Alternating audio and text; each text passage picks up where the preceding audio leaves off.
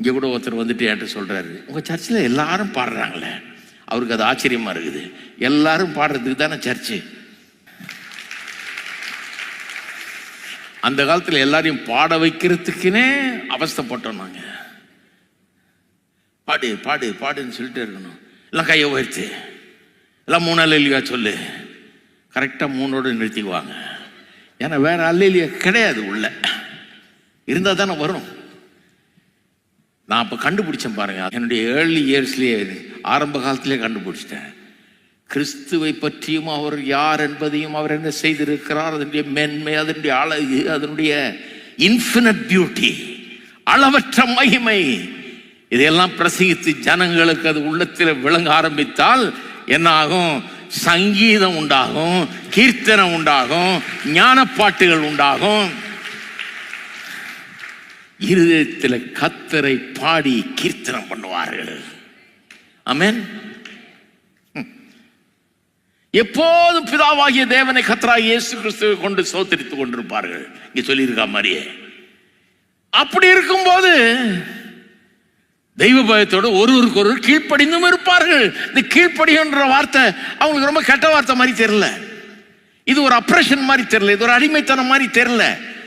ஏன்னா இப்போதானே கிறிஸ்துவ பற்றி கேள்விப்பட்டாங்க. எப்படி அவர் பிதாவுக்கு கீழ்ப்படிந்தாரு, எப்படி இங்க வந்தாரு, தன்னுடைய ஜீவனையே கொடுக்கிற அளவுக்கு கீழ்ப்படிந்தாரு. அதன் மூலமா பிதா அவரை எல்லாவற்றை காட்டிலும் அதிகமாக உயர்த்தினாரு. அவருக்குள்ள இருக்கிற சிந்தையை நமக்குள்ள இருக்கணும்னு சொல்லி இருக்குது.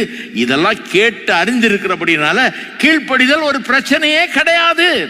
ஒருவருக்கு ஒருவர் கீழ்ப்படிகிறது ஒரு பிரச்சனையே கிடையாது. இருக்கீங்களா?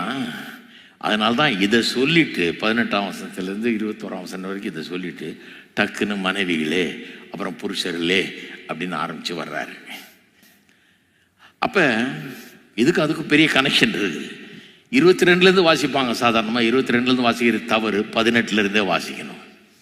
அப்போதான் அதனுடைய அர்த்தம் உண்மையாக வழங்கும். 22லேருந்து வாசித்தீங்கன்னா தப்பாக போயிடுவீங்க.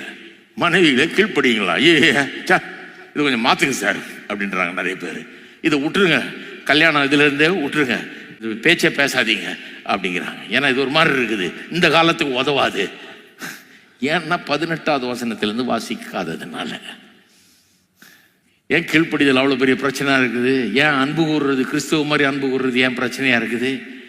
அதை பற்றி கேள்விப்படலையே. கிறிஸ்துவை பற்றி, கிறிஸ்துவ எப்படி கீழ்ப்படிஞ்சார், அவர் எப்படி அன்பு கூறுறான்றதை பற்றி ஒன்றும் தெரியலையே. அது தெரிஞ்சா நம்முடைய உள்ளமே மாறிடுமே.